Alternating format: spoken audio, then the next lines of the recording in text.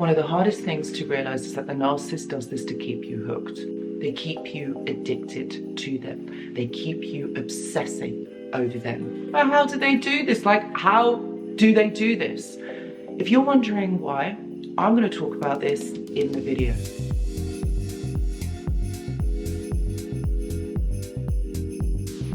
Hello and welcome back. I hope that you're all doing really well. So in today's video, I'm going to discuss 3 things that the narcissist almost certainly always does to keep you hooked. I'm going to be talking about the way that they manipulate you, the way that they gaslight you, the things that they do, the oldest trick in the book. Okay, this is what they do to keep you hooked onto them, hooked onto their energy, the way that they think, the way that they behave. And it's really difficult because you can't detach yourself from them because their pull is so strong. And this isn't so much about the trauma bond. This is more about how you keep overthinking, how you keep still wanting contact with them, how it takes quite a while to get past this. Yes, this is, like everyone's saying, oh, you just need to just, get with someone else or be with someone else. You need to just detach from this person, stop thinking about them. But it's not so easy, is it? So this is what I really want to be talking about, is like how this still keeps happening and why this is such an issue, particularly for you, because it stops you from moving forward in your life, like even going out, even meeting new people, because we don't end up trusting ourselves, trusting our emotions. And so this is because of what the narcissist has done or made us believe.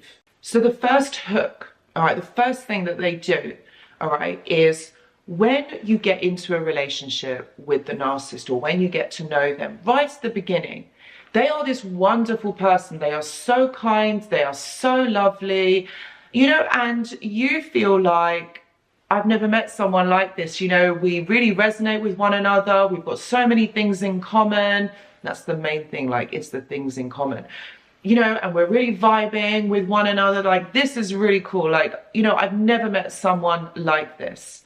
And you see, this is the mirroring. This is the lie. This is the first lie. This is the first hook.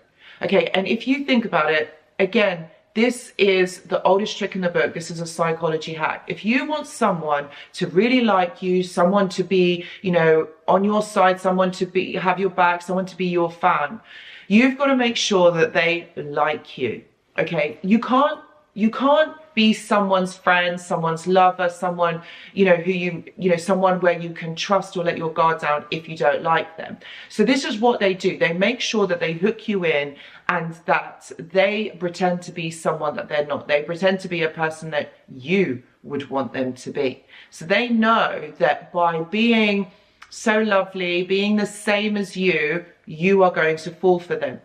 Also, the other fact is if you think about it, if they showed you who they really are, how you know them now, would you have stuck around? Probably not. So this is why they use this big disillusionment at the beginning. You believe to meet this person and they are being their authentic selves. They are being who they really are at the beginning. And this is the person that actually you fall in love with. So this is the hook. If you think about it, as time goes on, they change. They are not this person. And so you're like wondering, well, why is this person changed? They are not like this. And you start making excuses for them because you've got to know them like this, but they're actually like this. But they are showing you this. But you, in your mind, believe them to be this.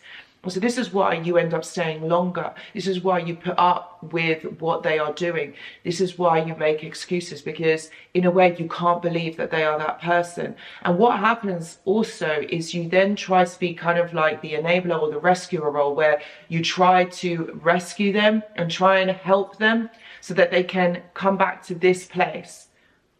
But they won't, because they're not motivated by being nice to you. They are motivated by you meeting their needs. So in order for that to happen, they need to be able to keep you in fear, in the dark, so that you don't see through this. When you are trying to control someone, you put them in a state of fear, because this person cannot think for themselves. You know, you get this cognitive fog. This is where the gaslighting comes in. So when someone is in a state of fear, you're not thinking straight. You're not thinking how you normally would, because you are trying to escape that fear. You are in fight or flight or freeze mode by then. The second thing that the narcissist does is that they tell you an ulterior reality.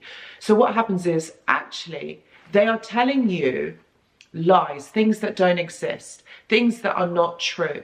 But because, like in the first point, you have got to know them like this, you think, why would this person actually ever lie to me? Like, this person is so kind, so lovely, so I'm going to believe them. This is where they get your trust, okay? They've got you to like them. They are now getting you to trust them. So when they are telling you this, they are gaslighting you into believing a different reality. What you are getting is a window into their mind. This is how they think. You see, when they are perceiving the environment, they are seeing things like this, which is very skewed, which is very maladaptive. So you are getting to see things from their perspective, right? This is the hook, because you're constantly thinking, is this true? Is this not? Like, what's going on? You are then stuck in this mind paradigm where you're trying to work out what is truth, what is lies, like what is going on, because I've never known things to be like this. So why is this happening now?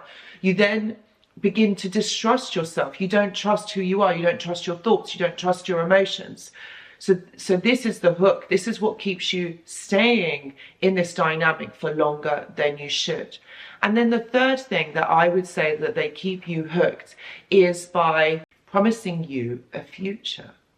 So in this dynamic, in this relationship, they promise you something that they cannot deliver. They know that this isn't going to last forever, yet they tell you it is going to last forever, or you're going to have this amazing life, you know, that you're going to have this future with them. You know, what they do is tell you what you want to hear. Part of the gaslighting, part of the manipulation, part of the fact that you must not leave. You cannot leave. You have to stay. They want you to stay. They want you to put up with this behavior. They want you to put up with what is happening, because they don't want you to leave.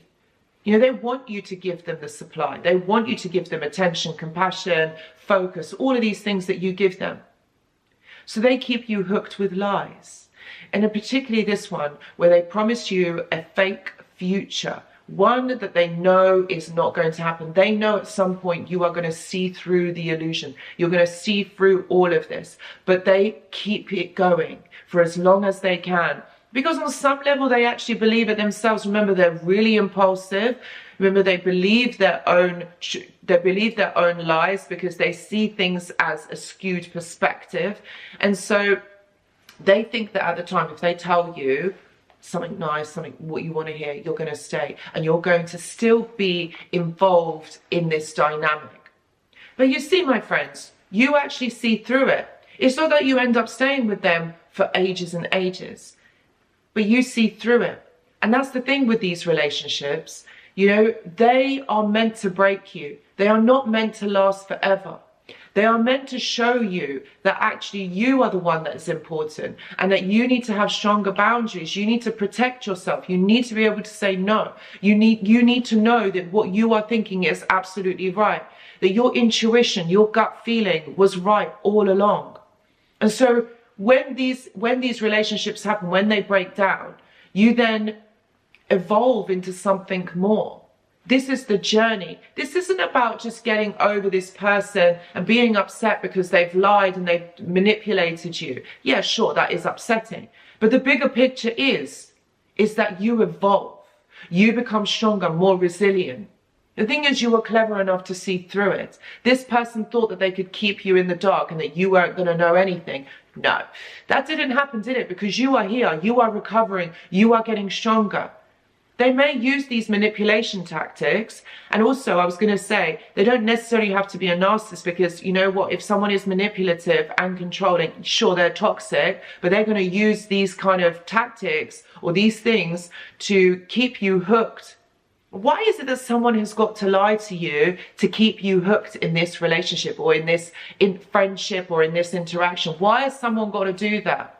This is what you've got to, you've got to ask yourself. Sure, they do it, but why has someone got to lie to you, do all this manipulation, control you? Why have they got to do that to keep you? Because they don't have a stable inner self. They don't know who they are. They are toxic. Okay, and they've got to do this to you to get you to stay. Because if you knew the real truth from the beginning, you would have run amok. Like, you would not have stayed. That's why this person is the way that they are.